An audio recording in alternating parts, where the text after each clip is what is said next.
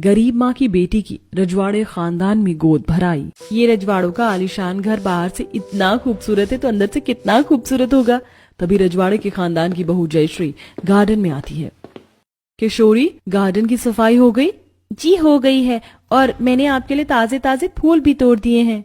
अरे वाह, मैं पूजा करने के खातिर फूल लेने ही आई थी। अच्छा हुआ तुमने इन्हें तोड़ दिया। किशोरी गार्डन का काम खत्म करके अपने घर जाती है। माँ, आपको पता है आज मैंने रजवाड़े खानदान की बहू देखी जिन्होंने काफी खूबसूरत कपड़े पहने हुए थे।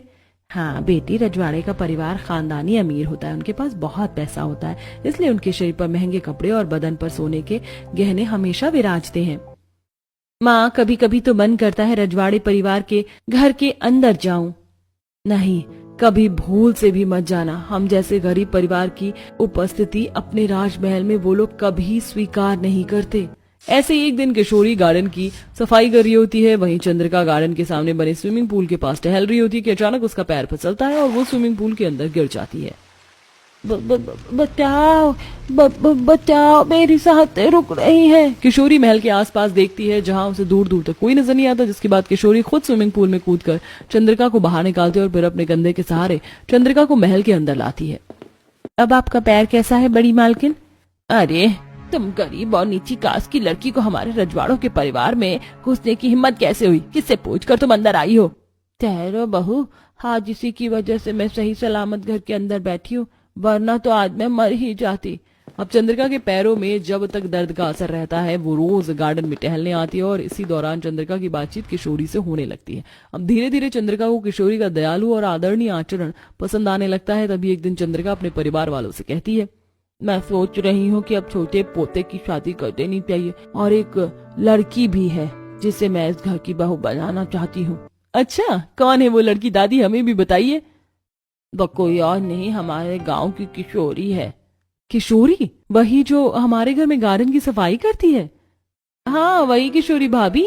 माँ जी, ये क्या कह रही हैं आप? उस लड़की की गरीब माँ लोगों के घर में जूठे बर्तन धोती है, हमारे खुद के गार्डन की वो सफाई करती है। आपको कहाँ से वो गरीब लड़की रजवाड़े खानदान के लिए ठीक लगी? बहू, मैं जानती हूँ वो गरीब है, पर वो दिल की बहुत साफ है और सुलझी हुई है, इसलिए मैंने फैसला लिया है कि वही रजवाड़े खानदान की बहू बनेगी। अब अगले ही दिन एक बड़ी सी कार में चंद्रिका अपनी बहू वसुंधरा के साथ दामिनी के गरीब घर रिश्ता लेकर पहुंचती है। अरे आप लोग मेरी गरीब कुटिया में यूं अचानक, मेरी बेटी से कोई गलती हुई क्या? हाँ जी, अरे घबराइए मत, हम यहाँ आपकी बेटी की गलती बताने नहीं बल्कि आपकी बेटी को अपने रजवाड़ों के परिवार की बहू बनाने के लिए आए हैं। मन तो बिल्कुल भी नहीं है इस गरीब माँ बेटी को मैं अपने रजवाड़े परिवार की बहू बनाऊं, पर वो माँ जी है ना, इनके आगे कहाँ किसकी चलती है। आपको कोई ऐतराज तो नहीं है ना इस रिश्ते से? नहीं नहीं, ऐतराज कैसा, बल्कि मैं तो धन्य हो गई कि मेरी गरीब बेटी रजवाड़े खानदान की बहू बनने जा रही है। अब चंद्रिका सोने के गहने और पैसों से सजे थाल को किशोरी के हाथ में देकर, ये लो मेरी होने वाली बहू, शगुन का सामान पकड़ो। अब किशोरी पूरे विधि विधान से शादी करके रजवाड़े के परिवार में आती है, जहां गाड़ी से उतरते ही किशोरी के ऊपर दासियां फूलों की बरसात करती हैं, दूसरी तरफ सैनिक तलवारबाजी करते हैं। और जैसे ही किशोरी फूलों के रास्तों से महल की तरफ चलना शुरू करती है कि बैंड बाजा शहनाई बजना शुरू हो जाती है। अब धीरे धीरे चलकर किशोरी महल के चौखट पर आती है, जहाँ वसुंधरा आरती उतारते हुए, आओ बहू रानी, घर के अंदर आओ। जी माँ जी। अगले दिन सुबह किशोरी सिंपल सी साड़ी पहनकर रसोई में आती है। अरे छोटी मालकिन, आप रसोई में? आज मेरी पहली रसोई है, इसीलिए आज मैं ही खाना बनाऊंगी। ठहरो बहू, तुम्हारी हिम्मत कैसे हुई इस तरह के लिबास में हमारे रजवाड़े के भंडार घर में घुसने की? ना तुम्हारे बदन पर गहने हैं, ना शरीर पर रजवाड़ी साड़ी। माफ करना माँ जी, पर मेरी माँ ने मुझे ऐसी ही साड़ी दी थी पहनने को। तभी वहाँ पर जयश्री आती है। रुकिए माँ जी, गुस्सा मत कीजिए, अभी किशोरी नहीं है ना हमारे रजवाड़े परिवार में, इसीलिए उसे कुछ पता नहीं। मैं अभी इसे रजवाड़ी साड़ी और गहने पहनाकर लेकर आती हूँ। अब किशोरी को जयश्री एक सुंदर रजवाड़ी साड़ी पहनाकर गहनों से लाद कर रसोई में लाती है, जिसके बाद किशोरी अपनी पहली रसोई का खाना बनाती है और खाने की मेज पर परोसती है। अरे वाह बहू, तूने तो हमारे मनपसंद ये दाल बाटी, चूरमा, मालपुआ, साबूदाने की खीर, हलवा सब बहुत ही लाजवाब बनाया है। हाँ भाभी, आपने तो ये दाल बाटी बहुत अच्छा बनाया, चूरमा भी काफी स्वादिष्ट है और हलवा भी। मुझे तो लगा था कि इस गरीब लड़की को हमारे रजवाड़े परिवार के स्वाद का आता पता नहीं होगा, पर इसने तो हम रजवाड़ों की मनपसंद दाल बाटी, चूरमा, मालपुआ तो बहुत स्वादिष्ट बनाया है। ये लो बहू अपनी पहली रसोई का नेक। शाही रेशमी साड़ियां। ये लो बहू, मेरी तरफ से ये सोने चांदी के आभूषण और ये कुछ 80-90 हजार कैश। अब कुछ ही दिनों में किशोरी अपने रजवाड़ी ससुराल में जम जाती है। उसका पहनावा, उढ़ावा सब बदल जाता है और वो अपने ससुराल वालों का ख्याल रखती है। अब कुछ महीने बाद, क्या हुआ तुम्हें? ये सुबह सुबह उल्टियां क्यों कर रही हो? तबीयत ठीक नहीं है क्या तुम्हारी? हाँ मासा, किशोरी की तबीयत रात में से ही कुछ ठीक नहीं है। वैसे मैंने डॉक्टर को बुला दिया है, वो आते ही होंगे। कांग्रेचुलेशंस करणवीर जी, आप बाप बनने वाले हैं। ये खबर सुनकर पूरे घर में खुशियों का माहौल होता है और इसी खुशी में रजवाड़े परिवार के लोग गरीब लोगों में मिठाइयां बंटवाते हैं। तभी एक दिन गर्भवती किशोरी भारी बाल्टी को उठाकर छत की तरफ जा रही होती है और ये सब वसुंधरा देख लेती है। छोटी बहू, घर में इतने नौकर होने के बाद भी तुम ऐसी हालत में ये भारी बाल्टी क्यों उठा रही हो? माँ जी, नौकर भी तो सारा दिन काम ही करते रहते हैं, इसलिए मैंने सोचा कि मैं ही अपने इन कपड़ों को खुद ही सुखाया हूँ। बहुत अच्छा विचार है तुम्हारा किशोरी, लाओ ये कपड़े मुझे दो, मैं सुखाई आती हूँ, तुम अपने कमरे में आराम करो। अगले दिन वसुंधरा रसोई में, अरे तुम लोगों ने ये फल के साथ में पपीता क्यों काट दिया है?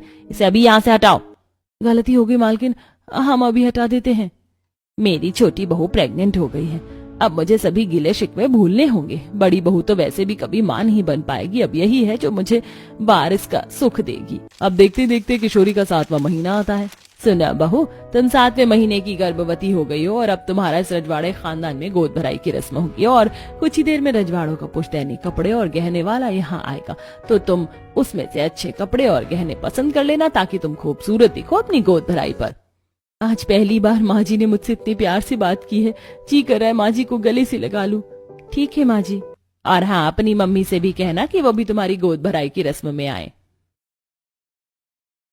एक तरफ खुशी भी है कि बेटी के ससुराल जाना और दूसरी तरफ डर भी है कि अपनी बेटी को उसकी गोद भराई पर क्या दूं। आखिर रजवाड़े के खानदान की बहू की गोद भराई हो रही है। दूसरी तरफ किशोरी के लिए रजवाड़ी खानदानी कपड़े गहने वाला घर आता है। आओ बहू, अपने लिए कपड़े और गहने पसंद कर लो। किशोरी, ये देखो, तुम्हारे ऊपर ये गहना और ये रजवाड़ी लहंगा बहुत खूबसूरत लगेगा, क्या कहती हो तुम? हाँ दीदी, मुझे भी यही पसंद है। अब अगले दिन किशोरी की गोद भराई की रस्म होती है, जहाँ किशोरी एक खूबसूरत सा रजवाड़ी लहंगा, सोने के गहने पहन के फूलों से बनी बड़ी सी रंगोली के बीच में बैठी होती है। सभी लोग किशोरी के ऊपर फूल और अक्षत फेंक रहे होते हैं। पंडित मंत्र का उच्चारण कर रहा होता है। अरे, सारे रिश्तेदार आगे पर अब तक मेरी माँ नहीं आई। किशोरी ऐसा सोच ही रही होती कि इतने में उसकी गरीब माँ वहाँ पहुँचती है। अरे समधन जी, आ गई आप? आपका इंतजार कर रही थी। जाइए बेटी को आशीर्वाद दीजिए। दामिनी अपनी बेटी के ऊपर फूल और अक्षत चढ़ाते हुए उसके हाथ में तोहफा देती है।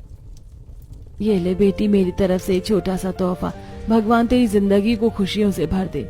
शुक्रिया माँ। कुछ देर बाद गोद भराई की रस्म खत्म होती है और दामिनी वहाँ से जाने लगती है। तभी वसुंधरा, रुकिए दामिनी जी, आप मेरी समधन है और पहली बार रजवाड़े परिवार में आई हैं, इसीलिए मैं चाहती हूँ कि आप यहाँ से मेरे दिए हुए कपड़े और गहनों को पहन कर जाएं। अब किशोरी के रजवाड़े ससुराल वाले उसकी गरीब माँ को सुंदर कपड़े और गहनों से लाद कर वहाँ से भेजते हैं। ये सब देख किशोरी और उसकी माँ बहुत खुश होती है और इसी तरह कुछ महीनों बाद किशोरी एक सुंदर से बेटे को जन्म देती है और घर में खुशियों की किलकारी गूंज उठती है।